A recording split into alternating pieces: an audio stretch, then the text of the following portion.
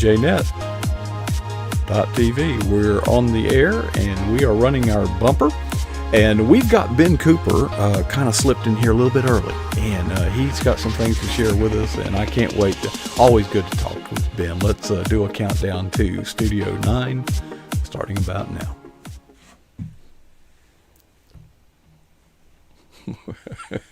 Well, good evening and welcome. Ben Cooper, the bee man, is here because I tell you what, we are winging it and bees have wings and that's a good thing. So, Michelle sends her, her regret. She is literally on an airplane, or she should be on an airplane right now.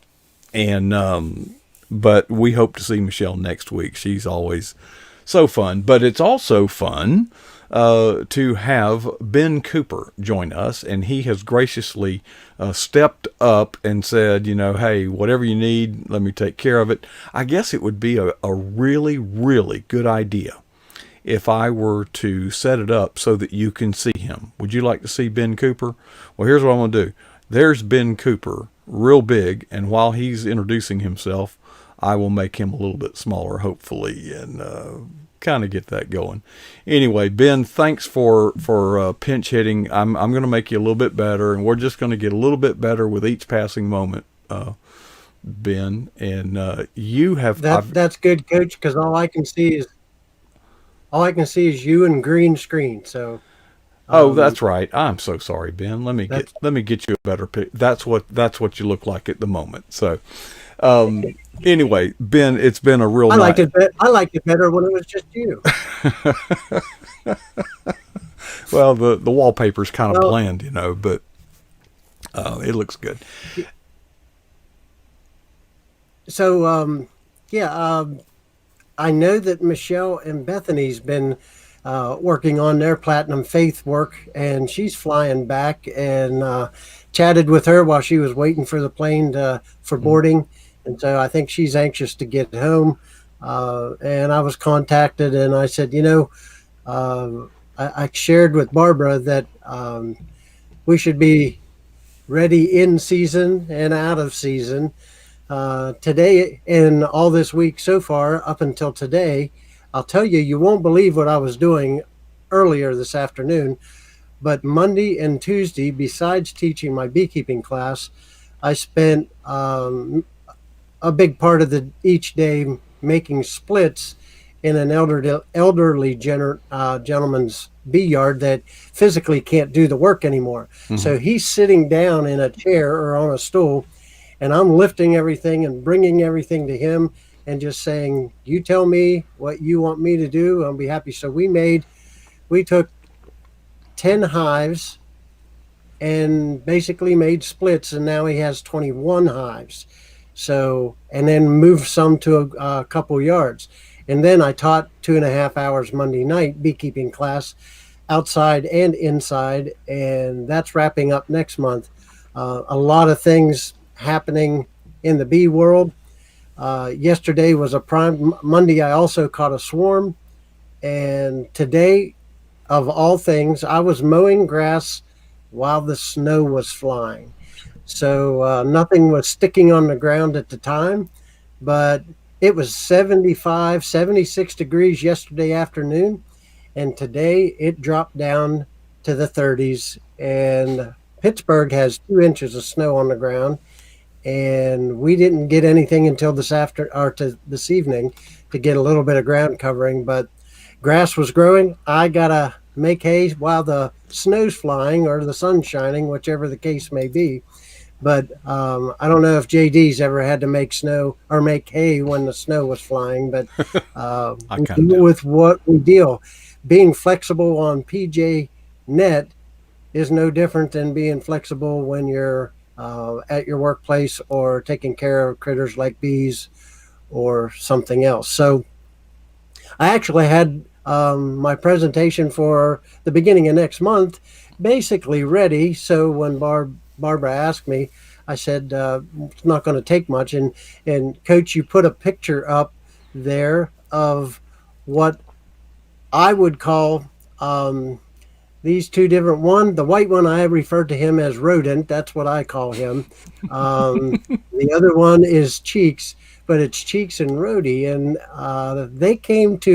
they just showed up about a year ago. And what we called drops on the farm is when somebody just drops off a Oh. animal. Mm-hmm. It's not wanted. They don't want it anymore. That white one, Rhodey, he actually was fixed. He's been neutered. Um, so that costs some money. Somebody had this as a pet, and whether they think, oh, there's kids there or there's something going on, looks like a nice place for for me to drop off this cat alongside the road, and my daughter gets all excited. She says, "Dad, there's a cat out there," and I said, "If you feed it, it's yours. Mm. You'll have to take care of it. That means everything, all the feed and the vet bills." And then about 3 weeks later, that black and white one showed up. You know, growing up on the farm, people would drop off dogs and cats all the time, and they wouldn't want it anymore.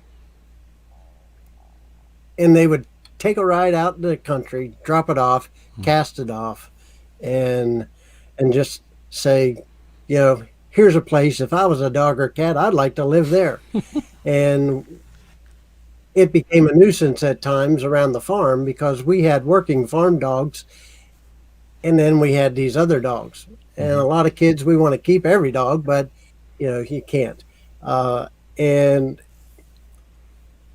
I really think that, just in short, in looking at that, telling my daughter that you feed it once, it's yours for life.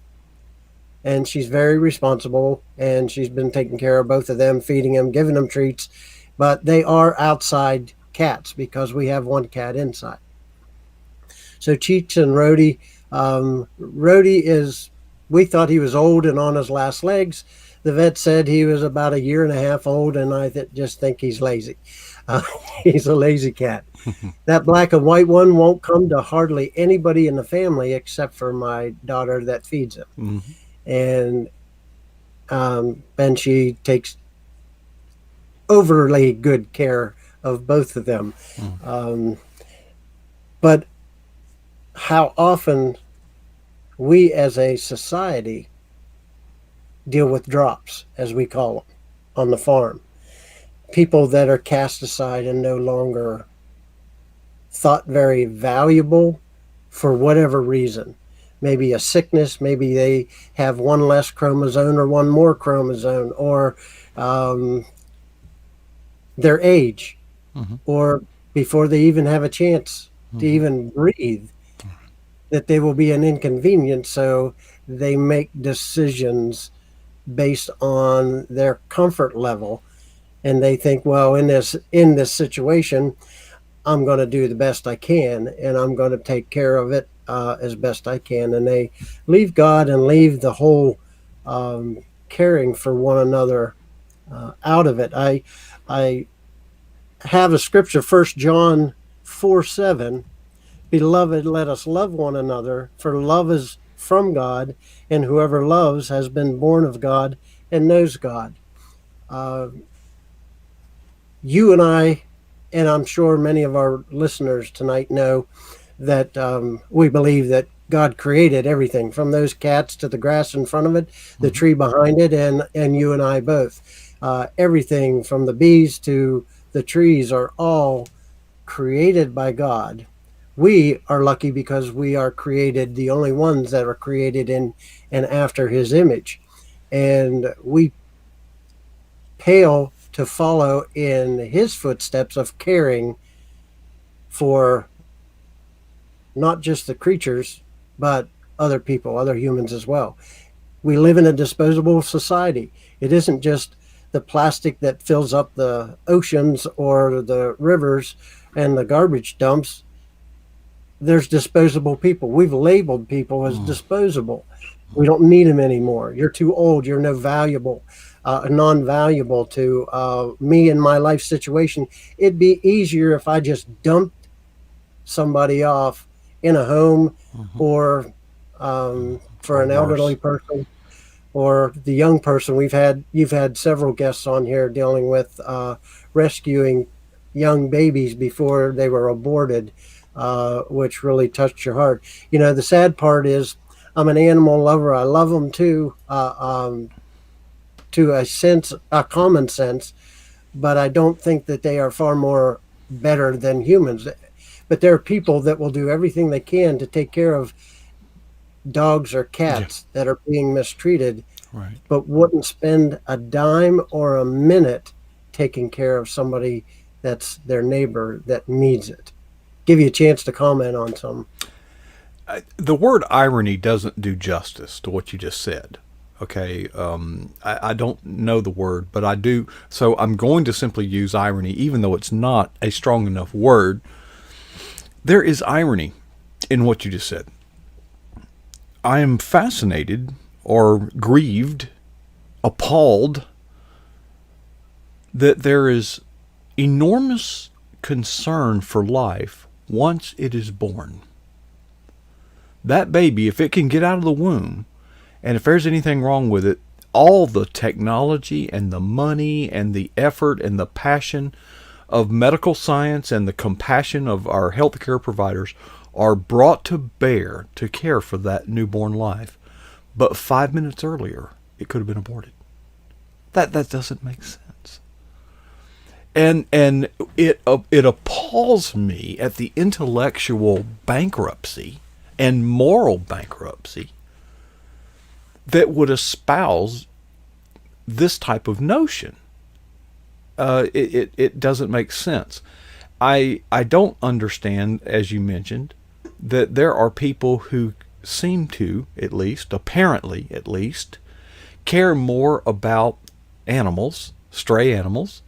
There's animal rescue organizations, and boy, don't they have the most appealing commercials that really get to you. And people will give of their money and their time and their living space and accommodations, but yet they don't feel the same sense about abortion. It's called cognitive dissonance in the world of psychology. Then you go to the other end of the spectrum when we get to our old people, because there's been a paradigm shift in the nuclear family, the extended nuclear family. It was very common in generations, just 2 generations, 3 generations ago, that under the same roof was typically 3 generations. You had grandparents, you had parents, and you had children. And the utility of it, the beauty of it, you had the older people that were able, it worked. But we got away from that primarily, in my opinion, because of the Industrial Revolution. To the nuclear family, but now even the nuclear family isn't nuclear, because you've got dad living in one address and mom living at the other address. And grandparents taking care of the kids. Well, or completely, as you say, dropped off at a extent, they've got all kind of new labels for them, extended care facilities. And my wife was actually involved in one of this type facilities. And it is a good idea, but it's a shame. It's a shame that we have now, in essence, abdicated our responsibilities as a family unit and contracted that out with third-party providers who can better care for them than we could. Really? One of the things that I recently, I grew up loving NASA and following NASA in the early 60s whenever man was on the moon. And, we've spent, I don't even know how much money to send the newest cameras and the newest equipment to Mars. And, if they find one drop of water and one molecule in there, that's called what? Mm-hmm. They're looking for life.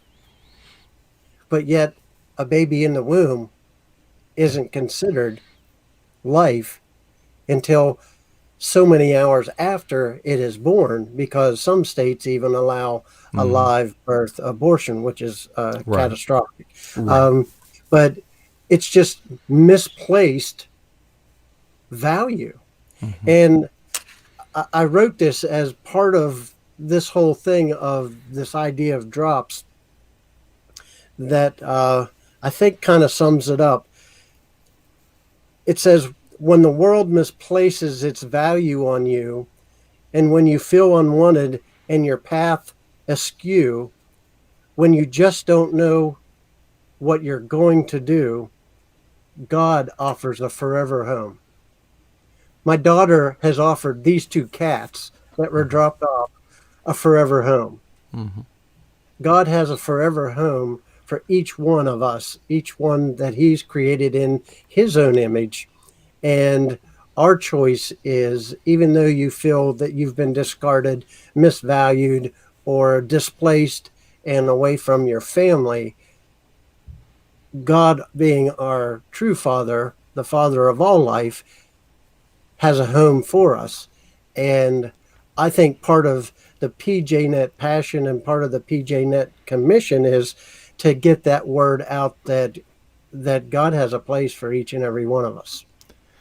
Well, I'm glad you brought that up, Ben, because, there's in so many, well, let me be, I don't want to be cynical, but let me be critical at the very least of other programs that I observe. And I do observe a lot of different programs, and I don't question anybody's motives. I don't know their motives, but I do know what I see and what I can observe. And I have tried my best, and I have Barbara who helps me. I have people like yourself, Ben, that pray with me and pray for me. I don't want PJNet to become about me. Now, I have this place that I sit every night, and Barbara always reminds me, Mark, you talk too much. Let the guests say more, and I'm a little nervous. It's not my narcissistic ego that drives that, is I just can't stand dead air, and I just jump in there to fill it, probably prematurely. But so many programs out there of people trying to share the gospel. If you're not really careful, the program becomes about whom? You. Themselves. And that's why I wanted a format like this. There's a reason that screen is bigger than this. I'm down here in the corner because I want the focus on the guest, because the guest has a story to tell about their walk with Christ, and I want that to be the focus. I also want to be very conversational. Sometimes I watch programming, and I just don't. If I'm going to be lectured, it's not that I don't like being lectured. I just need to have a relationship with the one lecturing me. Does that make sense to you, Ben? Yep. I mean, lectures from anonymous people don't impact me the same way, and they tend to get lectury, preachy kind of. And then I guess, but it also depends on if it's a topic that you're going to get lectured here at 10 o'clock, or at least. Well, I'm inviting that in. I'm right. paying for it. And it's if not you being. Go to somebody, if you go to somebody, or you want to hear somebody that is speaking same kind of things Mm-hmm. that you are interested in, then you're going to sit on the edge of your seat, wanting to capture every word or write it down or buy the CD that follows, because you're like-minded and there's some common denominator there that you want. I've shared with you offline, and you've even asked last month about what's this whole deal about Kirk Cameron and stuff. I just happen to have his book here. That's The American Covenant. That's just recently came out last month. I just got mine and I'm reading it. It starts with the Mayflower Compact, and it's a little blurbs of our history interwoven with how it was founded on Christian biblical basis. And he's got 9 more days in this 100 days, and then has something exciting coming. He's actually doing this for 100 days, and he's I don't know the man, but boy, he strikes a chord with me, and I sit on the edge of my seat because he's telling us the true history of how this country was formed, locked in with the Bible, and that's what cancel culture is trying to take away from us. And people like Dr. Craig Van Busick, that just wrote another book on Ulysses S. Grant, It says if you really understood the man's heart, yeah, he wasn't a perfect person, but he was a great man. And at his launch party, he said, but yet they tore down they tear down statues of people like that without even knowing, and they'll Right. react or reactive rather than finding out the truth behind it. And I think that's a lot what PJNet is. If there's somebody on here, there's some guests that we've had over the past few months that really shocked me because I wasn't expecting, the Jimmy McPhee's kind of Mm-hmm. people, the um, different people that have come on and really shared their hard story Mm-hmm. and how God has transformed them and made them into who they are, and they're serving the Lord as best they can. And I think that's the encouragement, that it isn't out here that we're shoving the gospel down people's throat.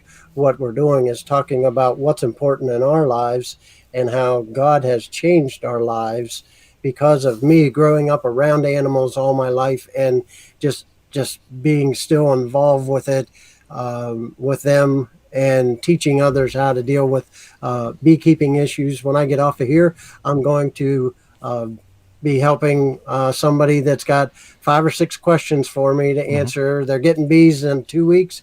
What do I do next? How do I get ready? It's just exciting to me, but the gospel needs to be just as exciting as we intertwine with these people with these other interests.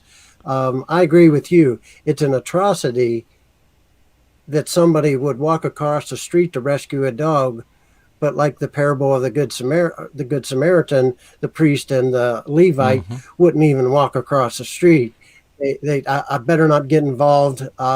That's the wrong kind of person. I don't know anything. I might, people might be watching, and they don't do the right thing any longer. And there's a song I wish I would have it, don't have it. It's called, I think it's called 21 Lawnmowers.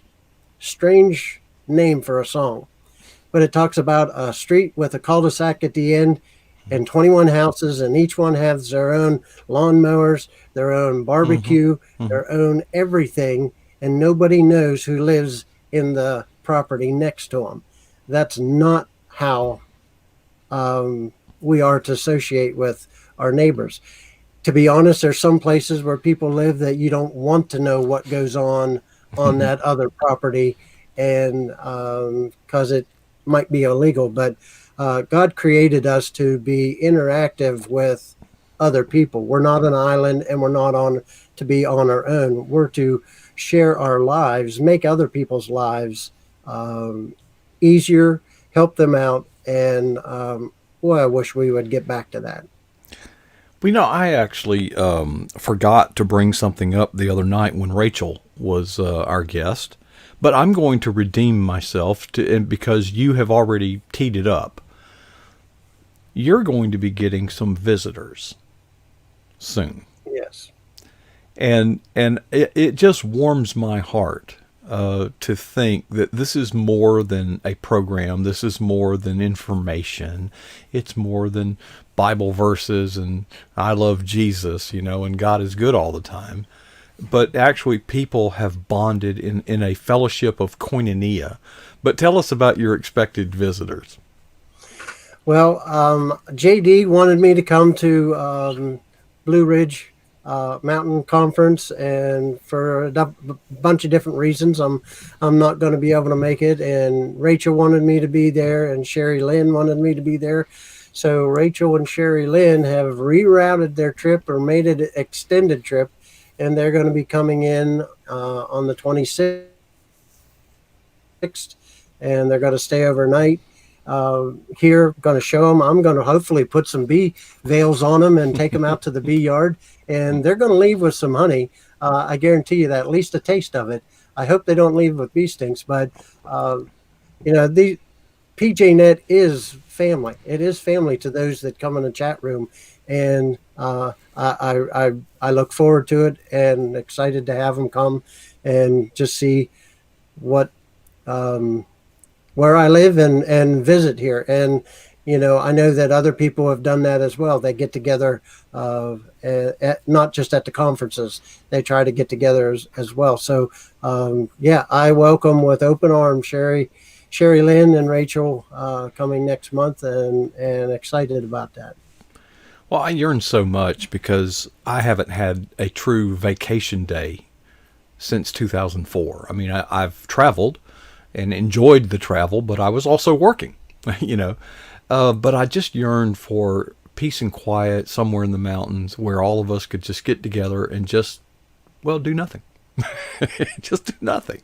Drink coffee, sit on the porch, and listen to I need that, but yet there seems to be no way. But we do get together at conferences, and I was particularly moved.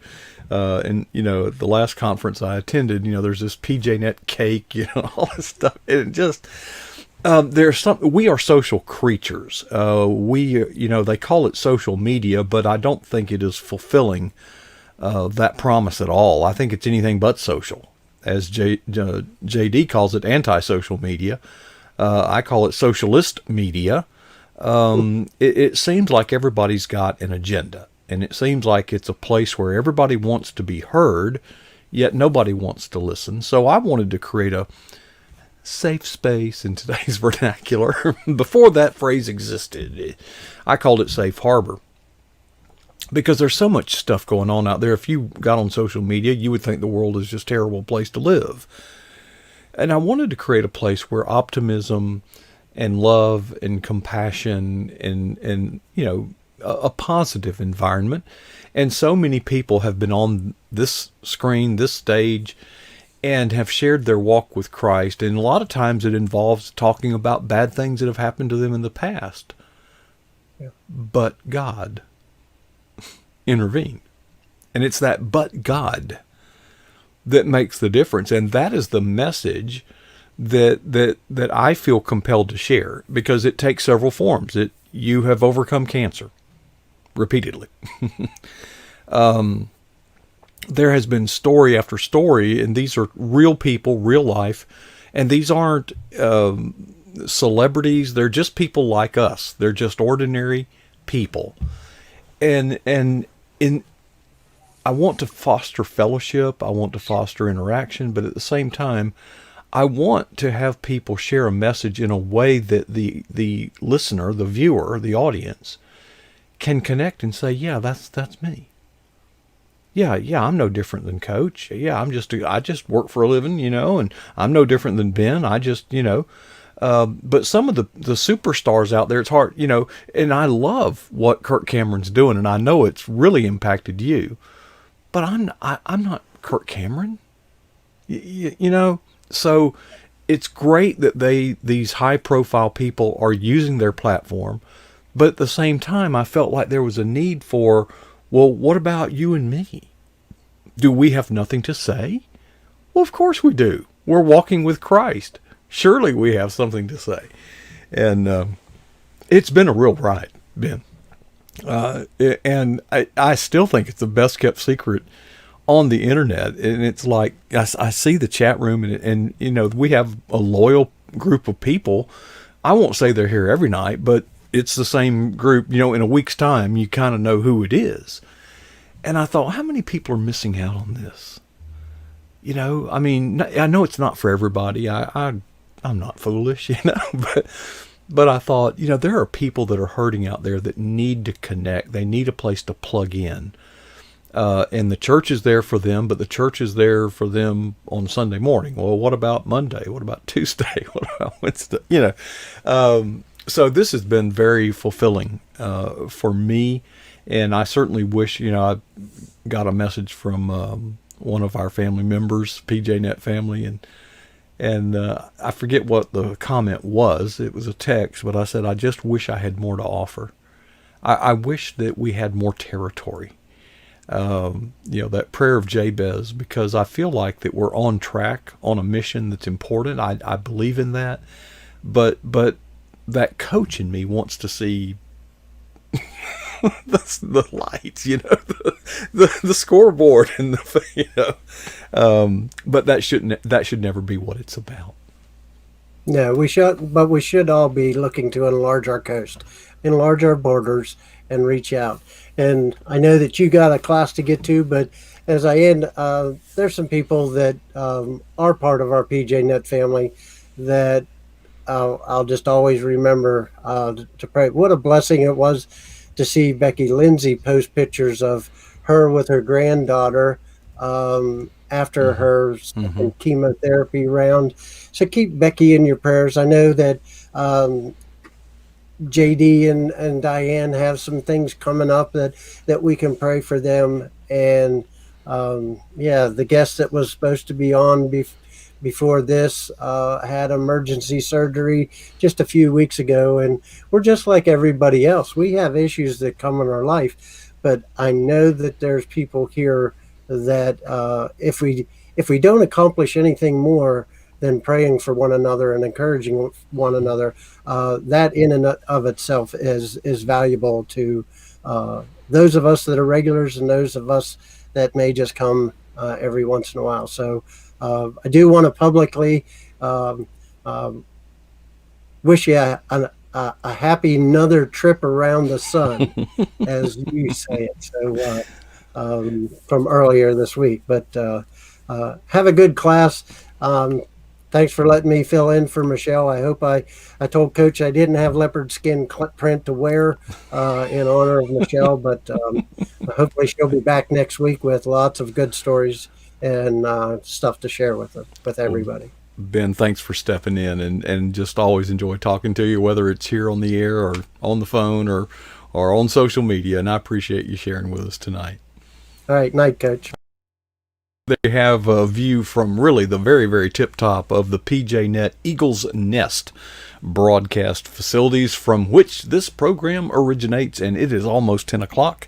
I have an appointment in 3 minutes, but before I do that, I challenge you to answer two questions to yourself. Here's the first question. What is the boldest thing that you've ever done for Jesus Christ? And the second question is a little tougher. When was that? Mm-hmm. I hope that you will reflect on those two questions. And I hope that none of us will ever be satisfied with either answer.